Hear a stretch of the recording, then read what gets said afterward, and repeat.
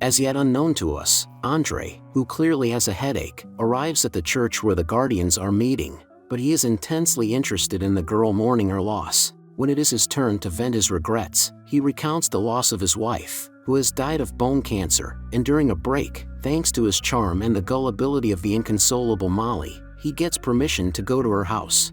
Juliet, meanwhile, sees strange fragments in her house that hastily disappear at her surprised glance.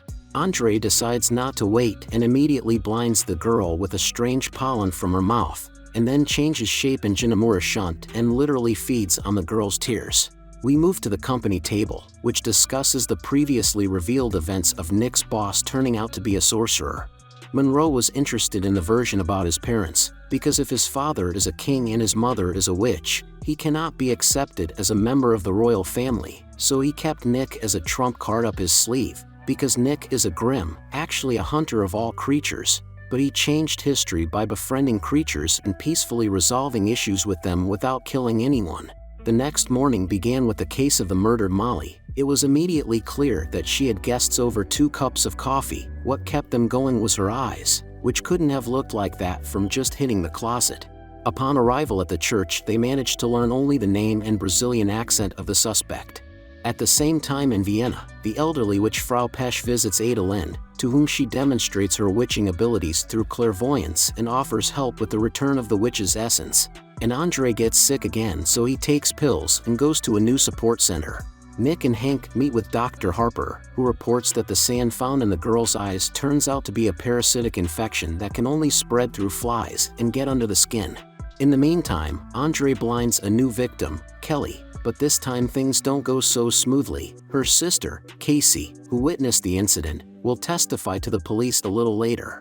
And Julieta tells Rosalie about her visions, but at her home, the girl does not see the same thing. Juliet thinks she is going crazy, and Rosalie tries to change her mind.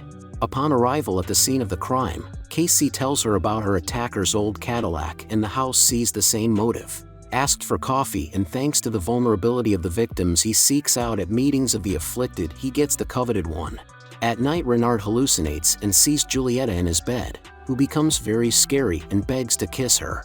In the Grimm's diaries, the detectives and Monroe find records of a fly-like creature blinding its victims and feeding on their tears, whose brain is full of red worms, which the detectives have seen under a microscope. This is where Harper calls Burkhardt and tells him that Andre, Kelly's latest victim, is still alive, but the worms in her eyes are growing by the second. Upon arrival at the hospital, they learn that the girl has lost not only her sight, but her eyes as well, and Wu reports that he found the maniac's car outside the college, which also holds meetings for people with problems. The detectives and sergeants see Andre seemingly with a new victim, but he spots the cops and hides in the college. Separated, Nick, Hank, and Wu search the corridors of the building. In one of the classrooms, Burkhardt discovers Andre trying to escape.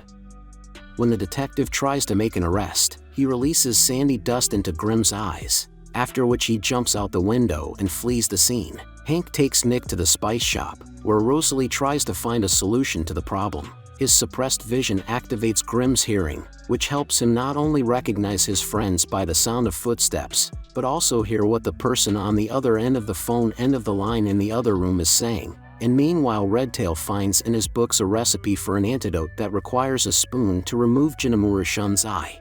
It becomes known that Andre is targeting Casey. At her house, the detectives corral Jinamura Shunt into the attic, where Nick, despite his blindness, manages it, and Rosalie and Monroe take Andre's eye out, soften it in a mortar, and put it in a blindfold over Grimm's eyes. Andre, meanwhile, regains consciousness and goes down to the floor below, trying to leave the victim's house as she suddenly plunges a knife into him. Jinamura Shun is killed. And Juliet once again sees the ghostly mist, but this time she recognizes Nick in the silhouette. Meanwhile, in the woods, Monroe helps Grimm test his enhanced hearing by throwing large fruit, which Burkhardt blows away with his kanabo without a single miss. At the launch of the MMORPG game Black Forest 2, an unremarkable murder occurs. One of its developers, Brody, is chopped in half. The killer leaves a bloody message asking to play with him. Meanwhile, Renard gets an appointment, and Juliet at home tries to summon ghostly apparitions, but she fails. the mentor of the game's development team, Dominic, talks about his mates and their success, which is clearly something to be envied. Suddenly, a call rings from the murdered man's office and someone on the other end of the line says, "Play with me." A search of the building yields nothing. The murderer has miraculously disappeared, and in Brody's office the cops discover the title pages of Alice in Wonderland, a Connecticut Yankee in King Arthur's Court and Fury, which read "What's my name?" At the station, Wu takes it upon himself to solve a puzzle, and in the evening Nick gets a call from Dominic, who tells him about a certain Riddle Cooper, who is also the ex-boyfriend of the now-dead developer's girlfriend, while an unknown man surrounded by computer monitors on one of the screens makes Sudoku, and Juliet at her house meets again with the ghostly silhouette of Nick, who immediately disappears. Nick and Hank arrive at the former lover of development team leader Jenna, Ridley Cooper, who Dominic remembered last night. The detectives interview the beta tester, but even his sister confirms her brother's alibi and reports that when they were testing the acclaimed game last night, the murdered Brody character was chopped in half by another player whose nickname is nameless. At the station, Wu reports that the common denominator of all 3 book pages is that the authors of the works used pseudonyms, which means our player wants the police to figure out his true name. Meanwhile, at the spice shop, Juliet tells Rosalie and Monroe about her visions and asks to be present for the next flashes of visions. Jenna can't remember his name, only that it's strange and starts with a T. Then the detectives go to the trailer and find entries in the journals about the Besognovites, whose names are strangely composed of the same set of letters. Dominic checks the list of names in the game system, which eventually highlights the name Trinket Lip Slums. At home, Jenna fights again with the nameless man and defeats him, then calls his name into the microphone.